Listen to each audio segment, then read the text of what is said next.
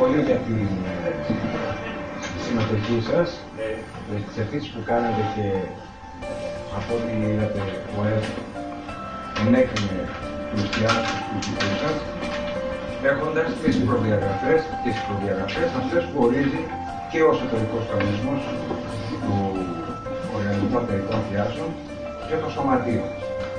Εγώ είμαι ο Κώστας Βαρμένης, είμαι ο πρόεδρος του ΟΕΦ, ο κύριος Φαγιόγλου είναι ο Γενικός Γραμματέας, η Τέτα Κωνσταντά είναι αντιπρόεδρος του ΟΕΦ και ο Ανδρέας Φιτσουρέλης είναι αναπληρωτής γραμματέας του ΟΕΦ.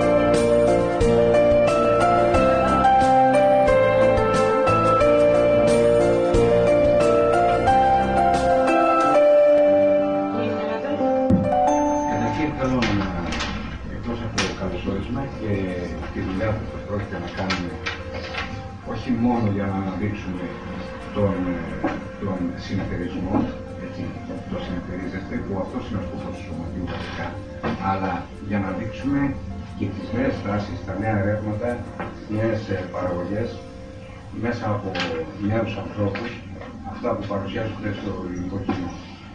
Το φεστιβάλ θέλουμε να προχωρήσει, θέλουμε να αναπτυχθεί, θέλουμε να γίνει γνωστό, ακουστό. Κάθε χρόνο μαθαίνουμε πράγματα. Τον περσινό χρόνο μάθαμε αρκετά πράγματα. Φέτος ελπίζω να μάθουμε ακόμα πιο πολλά. Και ίσως αναπτύσσοντάς το, να έρθουμε και σε επαφές και με το εξωτερικό. Όσοι δεν έχουν όσες εταιρείες δεν έχουν λογαριασμό.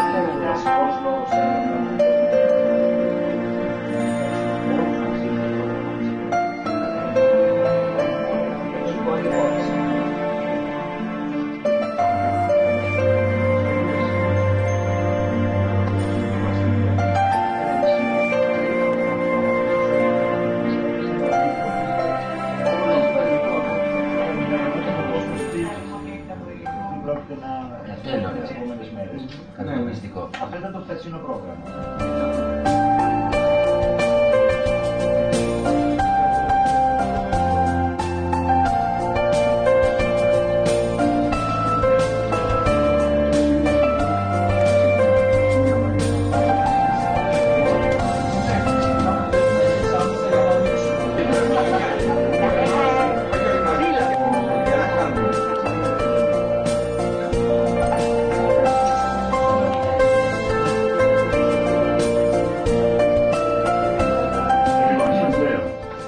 Παρασκευή 22 Πέμπτου συνάντηση.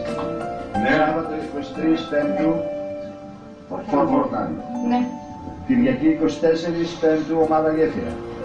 Δευτέρα 25 Director Call. Τρίτη 26 Square. Τετάρτη 27 σημείο 0. Πέμπτη 28 ομάδα Αντίχειρας. Παρασκευή 29 Δήλος. Σάββατο κενό γιατί περιμένουμε και τους upstage και την Κυριακή 31 Αλεξάνδρεια. Θα δούμε ένα μπέρδεμα με τα παιδιά από τώρα.